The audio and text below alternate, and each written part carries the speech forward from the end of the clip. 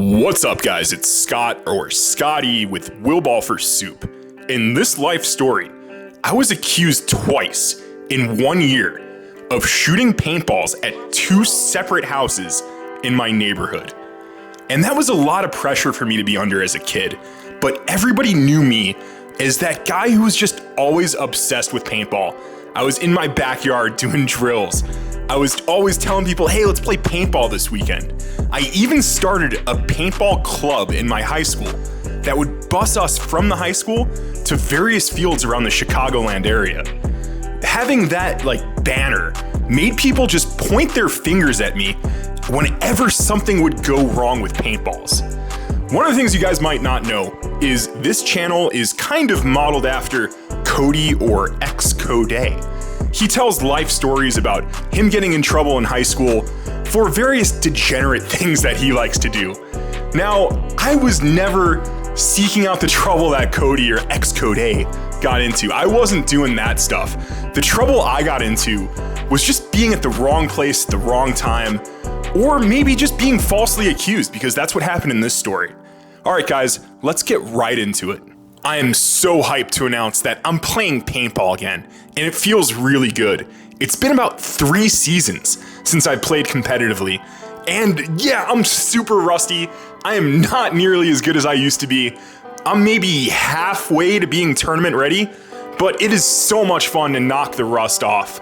I have a lot to say about this team that I'm currently playing on, and how things kind of led to this. There was a lot of betrayal, a lot of friends who kind of stabbed me in the back and hung me out to dry. And there are people who I used to talk to all the time who are basically dead to me at this point. But I love it. I love every last bit of it. And nothing has motivated me more to be better at paintball than what led up to this team. I'm gonna fight so hard for this, dudes. And I love it. So I'll see you on the field 2 weekends in a row. So it's a 2-week on, 2 Sundays on playing, and then 1 Sunday filming. That's kind of the paintball schedule. I don't know how it fits into my uploads, but we'll figure it out. You know there'll be content. It's really easy for me to remember what gun I was shooting when this whole shindig went down, because I was a freshman in high school when the nerve board released for the Shocker SFT. So my Shocker SFT that I got that year was one of the very first guns to come with a highly programmable ramping board stock. And that thing blew everyone's mind.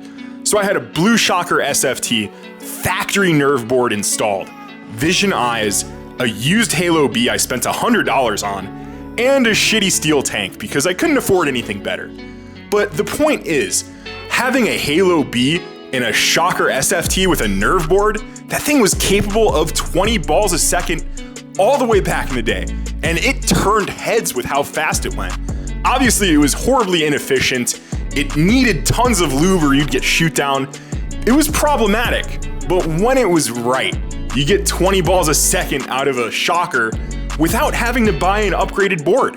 That factory nerve board was so sweet, and I wanted to show it off to all my friends on the basketball team. I don't know if some of you Gen Z shitters are still doing this, or they've put a way to stop it in the modern day, but if you wanted to go to somebody's house after a school day at high school, you just hop on their bus and you get dropped off at their stop, go to their house, text your mom to pick you up later or whatever. It was stupid easy to say, yo dudes, let's check out this ripping faces nerve board. It's a paintball machine gun. Yo, I need you dudes to come over. We gonna rip this thing in the backyard, shoot it 20 balls a second, and I guarantee you're gonna wanna play paintball with me once the season's over, you know? So I got the boys on the basketball team all hopping on my bus. We mob to my room, we get the setup ready, we load the thing up with monster balls. I don't know if you guys remember what monster balls are, but before I had any paint sponsorship or anything like that, you can go to Walmart, get a case of monster balls for $25, maybe 30 bucks if I remember, but somewhere in that $25 to $35 range, you get a case of really, really shitty paint. But it shot through your gun, it was okay, and it did the job for shooting in your backyard and messing around. I just want to give you guys a little bit of a cutaway to a very similar setup to what I had, and this thing was chainsawing 20 balls a second, baby! And from that noise, that's why my neighbor and his little brother came out and were kind of watching us and seeing what we're doing. But first, here's a cutaway of a very similar setup, although not mine.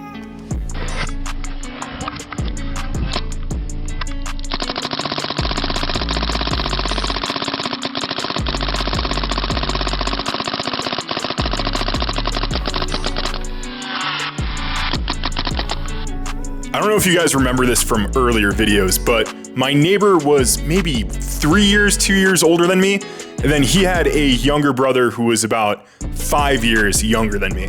So the younger brother comes out first, and he's watching us ramp this awesome shocker build, and he's fascinated. He wants to shoot it too. And I'm like, sorry, little buddy, your mom probably wouldn't appreciate that, and I don't necessarily trust you, dude.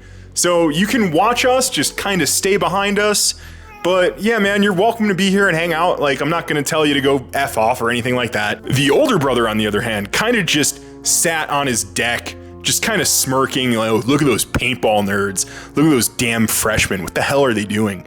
He never really approached us. He was probably more so keeping an eye on his little brother, making sure he wasn't getting into the same trouble we were getting into. You guys ever notice that speed feeds are really expensive? I'm looking around for a speed feed for my Spire IR, and the thing's like $45 shipped. That's bananas. And back in the day, speed feeds were also expensive. So what I did was I went with my dad to the Home Depot. I brought my big dumb Halo B, and we went to the garbage disposal splash cover section, and I tried fitting various splash covers on my Halo B until I found one that works.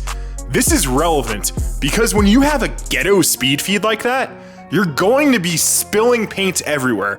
So we're loading paintballs in from the bag into the Halo B, and there's quite a few of them that are falling in between my house and my neighbor's house. And our houses were only about 6 feet away, maybe 7. After some of my friends got picked up and others walked home, I remember this being a huge win for me. Sharing my love of paintball with other people was very fulfilling, and it's still fulfilling to this day. And because of that demo, I even convinced some of those guys to play some scenario paintball with me. We went to Challenge Park. Yes, I know Challenge Park is closed, but to convince some of the more jockey mainstream sports guys to give paintball a try was awesome for me.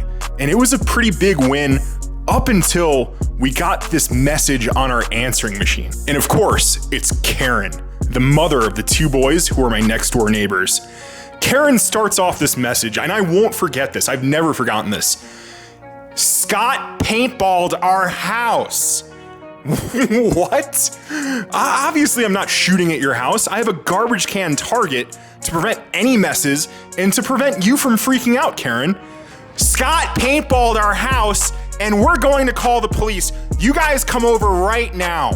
And I'm just like, I'm listening to this thing with my mom and dad, and I'm like, Mom, Dad, I'm framed. Yes, I had the team over, and we shot the gun in the backyard at the garbage can, but why would I jeopardize my ability to play paintball for just to vandalize a neighbor's house? And there weren't even that many paintball splats. So my parents walk over, they take a picture, and I look at it, I'm like, so there's 2 paintball splats, and the area of their house that faces our house, kind of in the little alleyway between our houses, what it looked like is just somebody threw the paintballs at the house and wanted to frame me. The theory, and this is an unsolved mystery until this day, so I don't know if it was the older brother or the younger brother who tried to set me up, but my theory was it's the younger brother because we didn't let him shoot the gun. He just picked up some of the paintballs that spilled out of my ghetto speed feed, threw them against his house, and said, Mommy, look what Scotty did. And I'm like, I was really nice to this kid growing up. They had 3 or 4 kids, and I was an only child, right? So instead of taking my old video games to GameStop for 2 nickels and a paperclip, every now and then I would gift the younger brother one of my video games. Just like, here, dude, have something to play. I know you don't have a lot. Here's some of my old games I don't touch. And I thought we were cool, but I guess him being left out of our activity kind of set the wheels in motion for him to set me up for some bull. Our families never came to a resolution on this issue. The only thing that we were left with was if I were to shoot my gun in the backyard ever again, even if they just thought they heard it, they were going to immediately call the cops. I know I can get into liberal Chicago Karens, but we're not gonna make this video political. But that event kind of put a wedge between our two families. And I never really talked to either of the brothers again until I left home at 18. So that same year, right, my buddy who was on the basketball team with me, and we had a little carpool, and he had an older brother who was on JV at that point in time. He was the most alpha dude in the school. He was that old school bully you see in a Disney Channel movie. He would run around the hallways giving people dead arms. He was a badass, and he was so alpha. What I think happened to their house, right? One of the kids he bullied got revenge by shooting up his house with paintballs. And at this point in time, I'm carpooling with his younger brother to basketball practice, and his older brother kind of tolerated me because I was big enough to like defend myself whenever he would mess with me. But this guy was such a douche. I totally remembered him just walking down the hallway, seeing a nerd, shoving him into a locker. Like, this guy was bad news, but he was one hell of an athlete. So their house got sprayed up with paintballs. And I remember just getting messages from the younger brother, like, yo, Scott, why did you do this? What the hell happened here? I'm like, I didn't do this. I just got accused of doing something like this. I am not shooting my gun anywhere unless it's a paintball field because y'all are crazy. Like, I'm sick of getting framed for this stuff. And he's like, dude, my mom and dad think it's you. We know you have a paintball gun. We know your parents let you shoot it. I'm like, they don't let me shoot it anymore. Come on, man. You're my carpool ride. We're friends. I wouldn't do this to you. He's like, I don't know, dude. It's pretty sus. You're the prime suspect. So nothing really came of that event, but his mom just kind of talked to my mom and was like, yeah, we're not gonna be doing this carpool anymore. You gotta drive Scott. We're not gonna put up with him. If you guys enjoyed this life story, make sure you subscribe. 20K gun giveaway, I can't say it enough. It's going down. I wanna hook somebody up. I wanna bless somebody with a tournament-ready gun. And I can't do that until we get to 20K. WillBallForSoup Paintball BST Vlogs. So it sold for like $290 after fees and shipping. So that's $220. How are you? What's your shirt say? Shout out to my boy Derek Lewis. My balls was hot. What does that mean? Do you know who Derek Lewis is? I don't. He's a MMA fighter. He's pretty good. For sure. He did a really funny after fight interview. And he was like, my balls was hot? With Joe Rogan. Yeah, he was wearing spats and shorts, and he pulled his shorts off, and Joe Rogan goes, hey, why'd you take your pants off? And he says to Joe Rogan with all sincerity, he says, my balls was hot. And Joe Rogan's like, I understand. Present this to our board, like It's the big peepee. I was like, PJ, I worked really hard on this, will you please?